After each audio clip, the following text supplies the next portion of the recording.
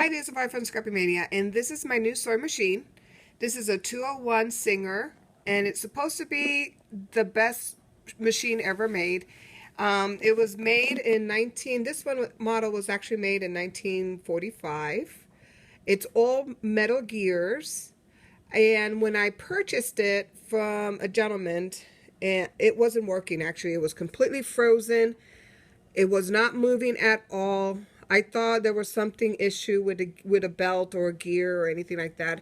I've never restored a 201, so I really didn't know what was wrong with it. It did not have a power cord, so I went to my local sewing machine shop and got this power cord for $14.99, and I was able to acquire the machine for $40. He wanted $75. I got it for $40 because I didn't know if it was going to work or not.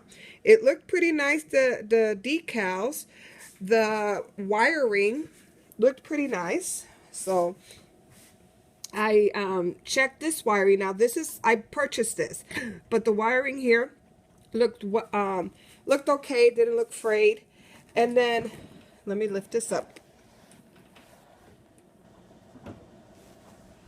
And then the wiring in here, let me show you, looked okay. And I haven't really completely dusted out. It really needs more dusting.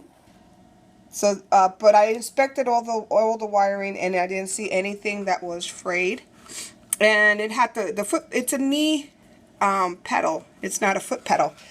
And I guess you can pull this out, and if you wanted to use it as a foot pedal instead of a knee pedal, but I like it as a knee pedal. So it looked pretty good so far.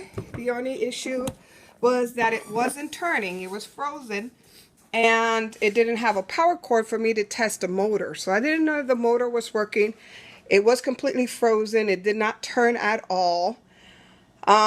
So I offered him $40 for it because I figured I can probably do something. So he let me have it for $40, and I'm very happy. So how I got it to unfreeze is I took some WD-40 and I just sprayed it inside. So I dismantled this. I opened up the area here. I sprayed a lot of WD-40. I spread WD-40 underneath here. So I went underneath here. In all this area, I sprayed WD-40, and I spray a lot of WD-40 in here. I let it set for a little bit, and then after I let it set for a little bit, I went ahead and started moving it. So I put this back together because I took this apart. So the motor was taken apart, and I just put the wheel on without the motor, without any of this stuff. So I just put the wheel on, and then I started just moving it little by little, and all of a sudden it loosened up.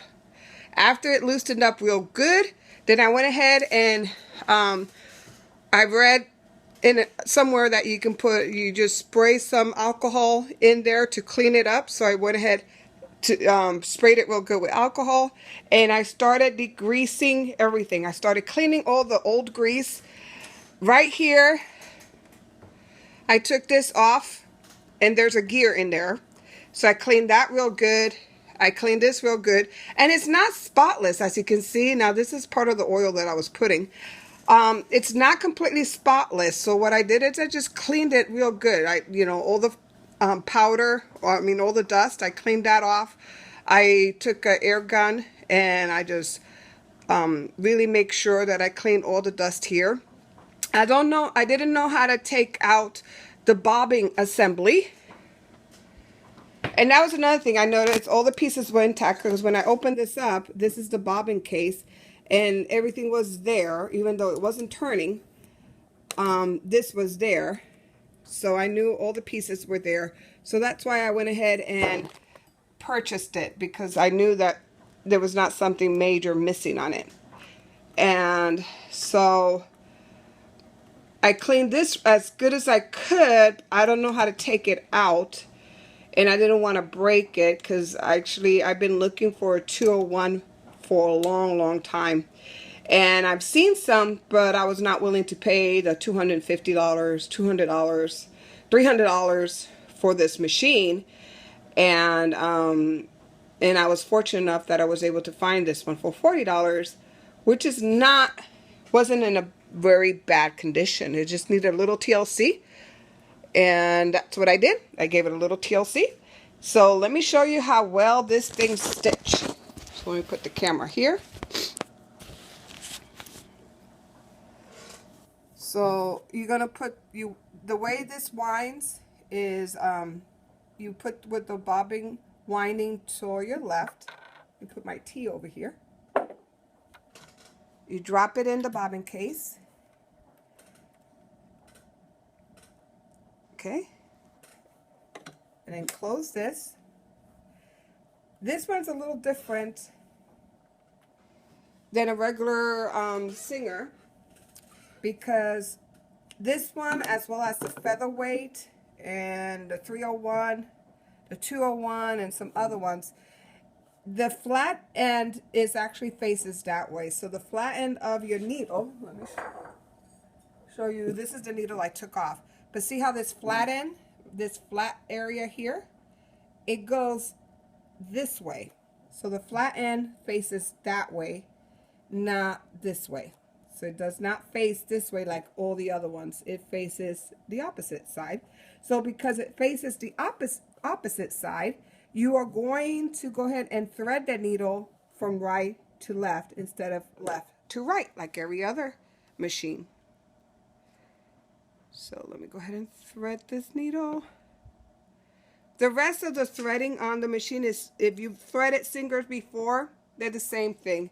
You just basically bring it down over your tension, goes up here, goes there, it goes in here, it goes over here, and then you're going to thread from right to left. Okay.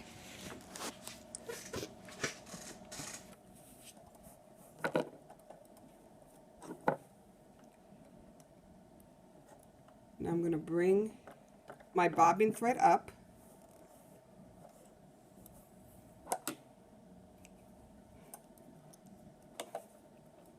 And I had to disassemble the whole tension area because it wasn't really working very well. So there was a video on a lady that shows you how to disassemble the tension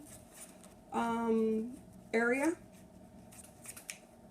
And I'm talking about this area right here. Very, very good video. That's what I used. And I'll put the link to that video if you ever needed to have issue with your tension and you need to change it. She does a great job on how to change that. So I'm going to go ahead and watch it go.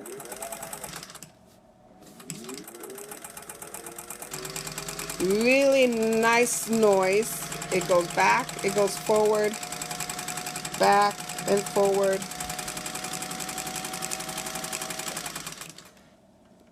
Love it. Very quiet.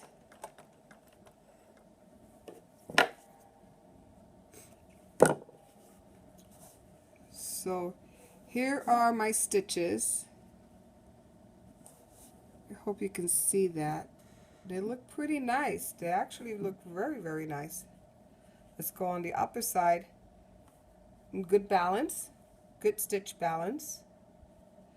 And then the way you can really tell if you have a good stitch balance is when you open it up. Look how that looks. That means you got a perfect balance. See how it really nice and tight? That stitching there?